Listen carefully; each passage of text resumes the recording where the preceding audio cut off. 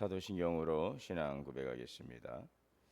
전능하사 천지를 만드신 하나님 아버지를 내가 믿사오며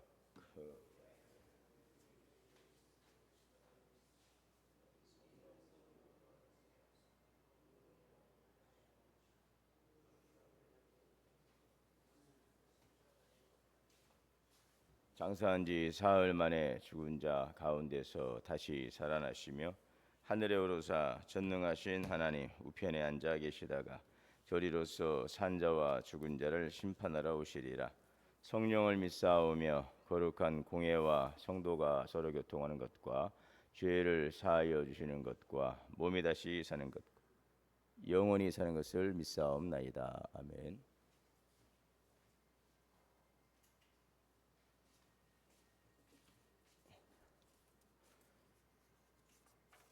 찬송가 406장 찬송하시겠습니다.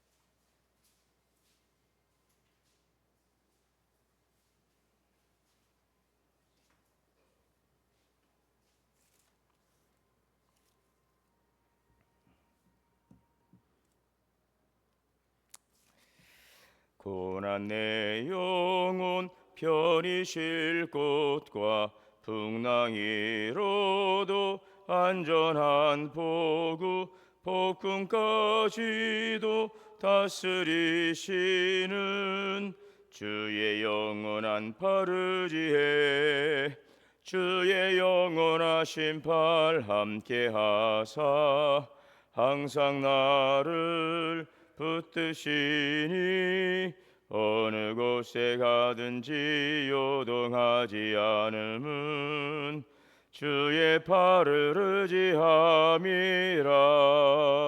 세상 친구들 나를 버려도 예수는 함께 동행함으로 주의 은혜가 충만하리니 주의 영원한 파르지에 주의 영원하신 팔 함께하사 항상 나를 붙드시니 어느 곳에 가든지 요동하지 않음은 주의 팔을 의지함이라.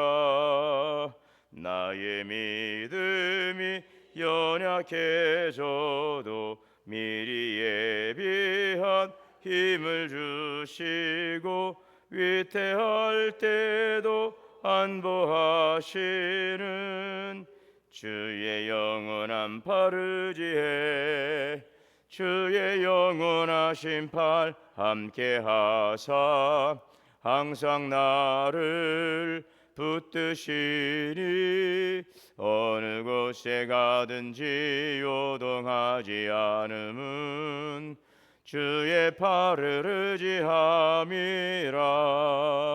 능치 못한 것 주께 없으니 나의 일생을 주께 맡기면 나의 모든 짐 대신 지시는 주의 영원한 파르지에 주의 영원하신 팔 함께하사 항상 나를 붙드시니 어느 곳에 가든지 요동하지 않음은 주의 팔을 의지함이라.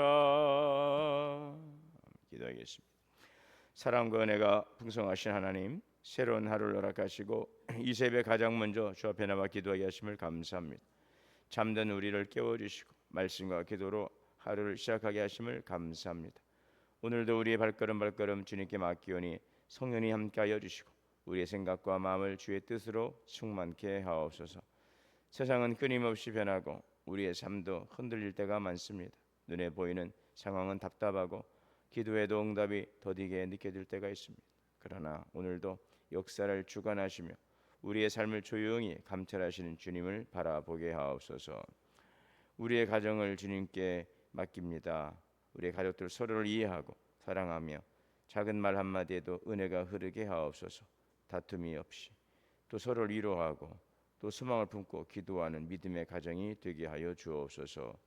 우리 교회가 모든 예배 가운데 성령께서 충만하게 임하셔서 모든 성도들이 성령의 충만함 속에서 하나님을 예배하며 또 주님께서 우리에게 맡기신 하나님 또 비전과 사명을 향해 나가는 건강한 복된 제단이 되게 하여 주옵소서. 사랑으로 섬기며 복음을 전하는 공동체가 되게 하시고 우리 다음 세대가 믿음 가운데 든든히 세워져 가게 하옵소서. 오늘부터 있을 청소년부 수련회 또 2박 3일간의 여정 안전하게 잘 다녀오게 주님께서 인도하여 주시고 또 내일 있을 또 어린이부 수련회도 1박 2일의 일정도 잘 안전하게 진행되게 하시고 또 이번 성경학교 주제를 잘 또 반영하여서 서로가 은혜 받는 귀한 시간이 되게 하여 주시옵소서. 병상에 치료받고 있는 성도들을 주님께서 기억하여 주시고 육신의 연약함으로 힘겨운 시간을 보내고 있지만 치료의 모든 과정을 주님께서 친히 붙들어 주시고 낙심치 않도록 하늘의 위로와 소망을 더하여 주옵소서. 삶의 무게를 홀로 감당하며 지쳐있는 성도들도 기억하시고 경제적인 어려움과 가정의 문제 알지 못하는 근심과 걱정으로 무거운 짐을 지고 살아가는 성도들의 형편을 주께서 아시오니 살펴주시고 은혜 내려 주시옵소서. 오늘도 생명의 말씀을 통하여 힘을 얻고 또 주님의 지혜의 말씀으로 분별하며 주의 뜻 안에 살아가는 복된 믿음의 삶이 되게 하옵소서. 우리 주 예수 그리스도 이름으로 기도하옵나이다. 아멘. 오늘 말씀은 이사야 18장 1절에서 19장 15절까지입니다.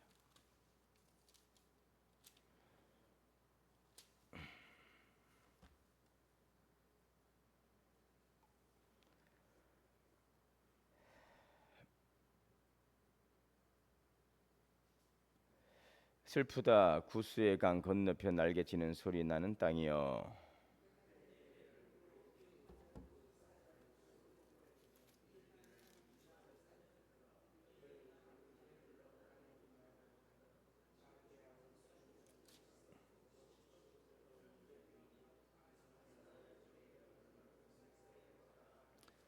세상의 모든 거민 지상에 사는 너희 산들 위에 기치를 세우거든 너희는 보고 나팔을 불거든 너희는 들을지니라.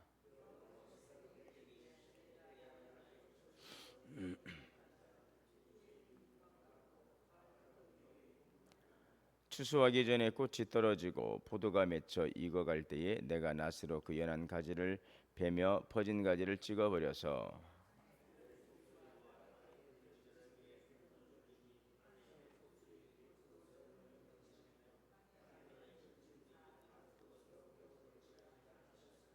그때에 강들이 흘러 나누인 나라의 장대하고 준수한 백성 곧 시초부터 두려움이 되며 강성하여 대적을 밟는 백성이 만군의 여호와께 드릴 예물을 가지고 만군의 여호와 이름을 두신 곳 시온산에 이르리라.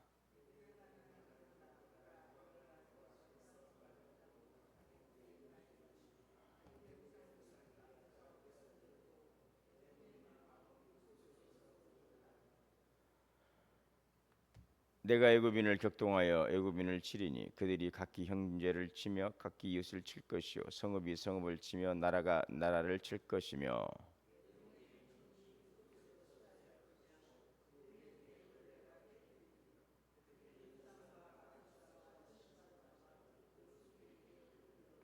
내가 애굽인을 잔인한 주인의 손에 붙이리니 포악한 왕이 그들을 다스리리라. 주 만군의 여호와의 말씀이니라. 강들에서는 악취가 나겠고 애굽의 강물은 줄어들고 마름으로 갈대와 부들이 시들겠으며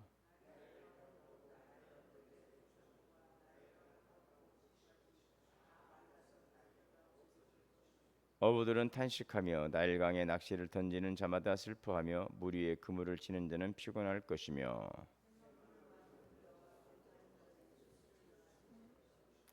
그의 기둥이 부서지고 품꾼들이 다 마음에 근심하리라.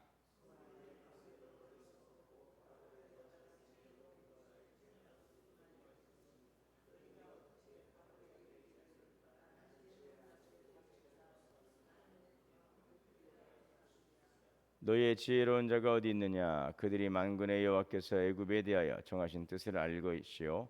곧 내게 말할 것이니라.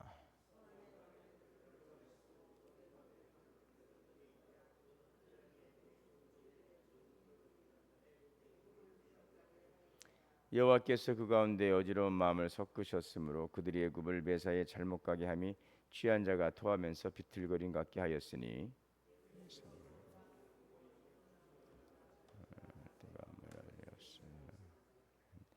하나님의 은혜와 평강이 우리 가운데 함께하시기를 주의 이름으로 축복합니다.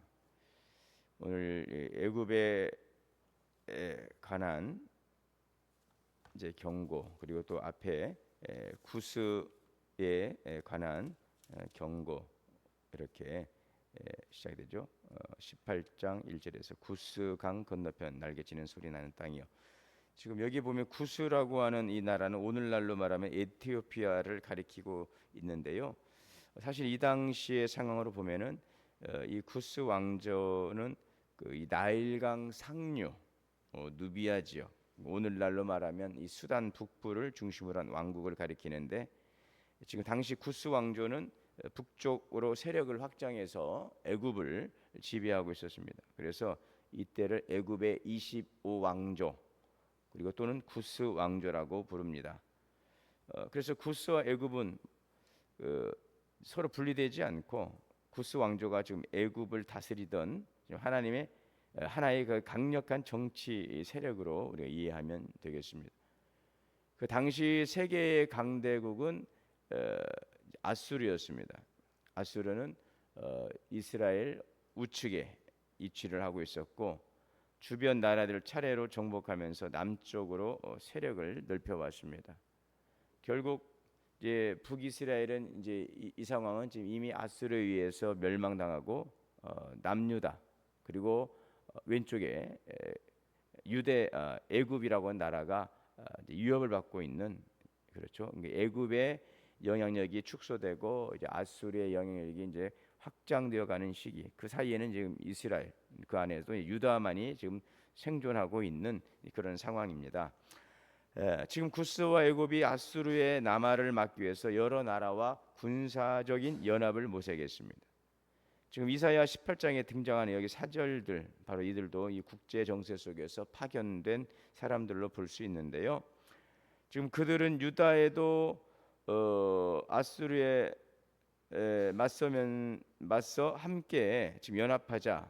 그러니까 이 구스가 아수르의 남하 정책에 맞서서 우리가 연합을 해서 함께 저 아수르의 남하에 우리가 맞서자, 이런 제안을 한 것입니다.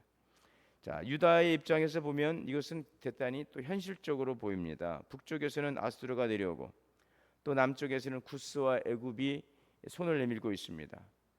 그러니까 이스라엘이 이 사이에 끼어서 살아남기 위해서는 동맹을 맺어야 살아남을 수 있지요. 자, 그런데 하나님께서는 이 구스의 사절들이 분주히 움직이는 모습을 보시면서 유다가 거기에 의지해서는 안 된다라고 밝히고 있습니다. 사절에 보면 하나님께서 내가 나의 처소에서 조용히 감찰하리라. 자, 여기 조용히 감찰하신다는 것은 지금 아수르의 움직임, 구스와 애굽의 계획, 자, 이 유다의 두려워하는 이 상황, 이 모든 것들을 지금 지켜보고 계시다는 말씀입니다. 사람들은 급하게 사절을 보내고 동맹을 만들어서 군대를 준비합니다. 그런데 하나님께서 그것을 쭉 지금 보고 계시는 겁니다. 여러분, 하나님은 햇볕이 곡식을 익히고 이슬이 열매를 자라게 하는 것처럼 조용히 역사를 이끌어 가시고 계십니다. 자, 그리고 포도가 완전히 익기 전에 농부가 가지를 잘라내는 것처럼 지금 아수르의 힘이 절정에 이르렀다라고 생각되는 바로 그때에 그들의 교만을 꺾으실 것이다 말씀하고 있습니다. 하나님이 기다리십니다. 침묵하십니다. 이것은 무능력하거나 무관심이 아닙니다. 무엇입니까?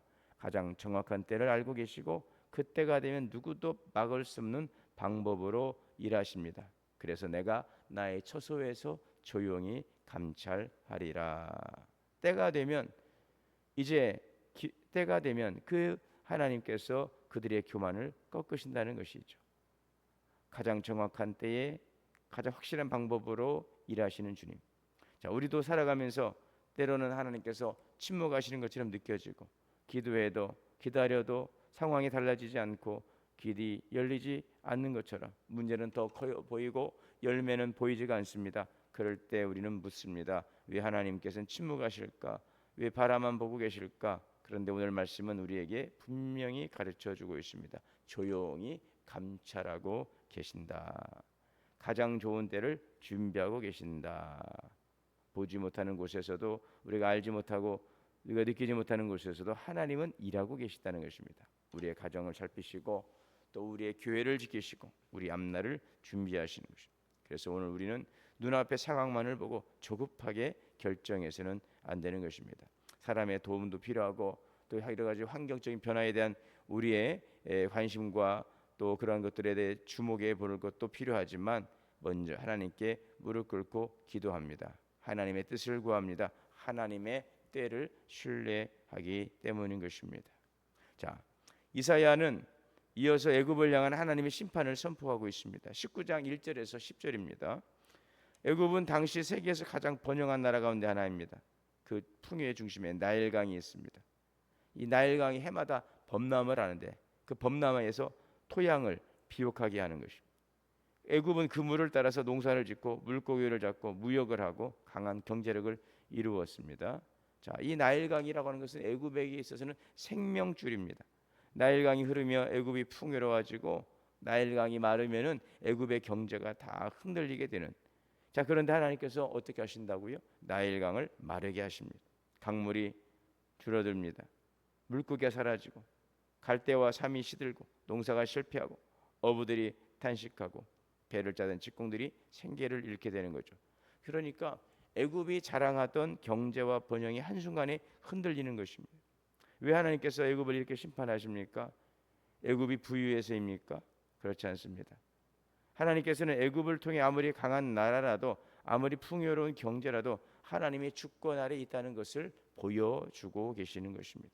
사람의 눈에는 애굽이 가장 안전한 나라처럼 보입니다. 풍부한 나일강이 있고 강력한 경제력이 있고 오랜 역사와 뛰어난 문명을 자랑하고 있습니다. 그러나 하나님께서는 나일강만 흔드셔도 애굽의 번영이 무너질 수 있다라는 사실을 보여주고 계시는 것이죠.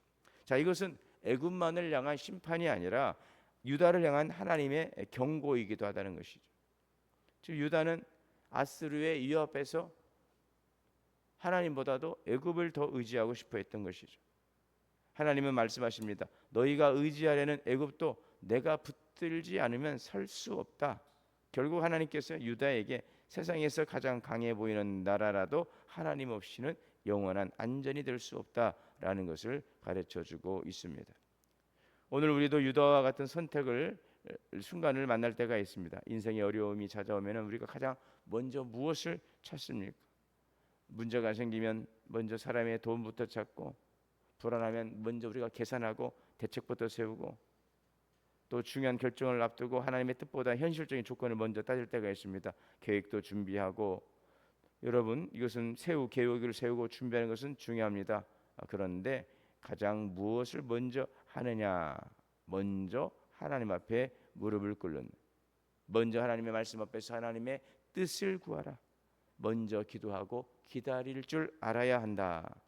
눈앞의 이익보다는 하나님의 방법을 선택하고, 손해를 보더라도 정직을 선택하고, 조급하게 지름길을 찾기보다는 하나님의 때를 기다리며 내 계산보다 하나님의 인도하심을 신뢰하는 것, 이것이 바로 하나님을 의지하는 삶인 것입니다. 그래서 하나님을 의지한다는 것은 아무것도 하지 않고 기다리는 것이 아니라 최선을 다해 일하지만 결과를 하나님께 맡기고 먼저 주의 뜻을 구하고 그 말씀 앞에서 살아가는 믿음의 삶이 되어지는 것입니다. 오늘 이사야는 마지막으로 애굽의 지도자들을 향해서 선포합니다. 11절에서 15절인데요. 소환의 방백은 어리석었다. 지금 애굽은 당시에 지혜로운 나라로 유명했어요. 오랜 역사와 뛰어난 학문과 경험 많은 정치가, 지도자들이 있었습니다. 사람들은 그들의 지혜가 나라를 지켜줄 것이라고 믿었어요. 그러나 하나님께서는 그들의 지혜가 어리석게 되었다라고 말씀하고 있어요. 왜 그래요? 지혜가 부족해서가 아닙니다. 하나님을 떠난 지혜였기 때문입니다. 18장에서는 하나님보다 강대국을 의지하는 것이 헛됨을 지금 보여주었고요. 지금 19장 앞부분에서는 하나님보다 경제와 번영을 의지하는 것이 헛됨을 보여주셨는데, 마지막으로 하나님께서는 사람의 지혜마저도 하나님을 떠나면 한계를 가질 수밖에 없음을 보여주고 있습니다. 강한 군사력도 풍요한 경제도 뛰어난 지혜도 하나님을 떠나서는 사람을 구원할 수가 없어요. 그래서 참된 지혜는 하나님의 뜻을 알고 뜻을 따라 살아가는 것이다라는 것을 오늘 말씀해 주고 있습니다. 여러분, 오늘 말씀 우리에게 분명한 믿음의 길을 보여주고 있습니다. 하나님은 지금도 역사를 조용히 감찰하시며 일하고 계십니다. 세상이 자랑하는 힘과 번영은 영원하지 않습니다. 그래서 우리는 사람의 힘보다 하나님의 능력을 의지하고 세상의 번영보다는 하나님의 나라를 바라보며 나의 생각보다 하나님의 지혜를 구하며 살아가야 하겠습니다. 오늘도 하나님을 신뢰하는 사람을 붙드시고 선한 길로 인도하십니다. 어떠한 상황 속에서도 우리가 하나님의 때를 신뢰하고 주의 주권을 의지하며 날마다 하나님의 지혜를 구하는 믿음의 삶이 되시기를 주의 이름으로 축원합니다. 사랑과 은혜가 풍성하신 하나님, 오늘도 하나님의 뜻을 구하고 때를 기다리며 기도하며 나아가게 하옵소서. 방백들을 의지하지 않고 오직 하나님을 의지하고 신뢰하며 주님의 뜻 안에서 나아가며 주님 아래서 우리가 항상 바른 믿음으로 나아가기를 힘쓰며 또 주님의 말씀 앞에서 살아가는 믿음의 삶이 되게 하옵소서.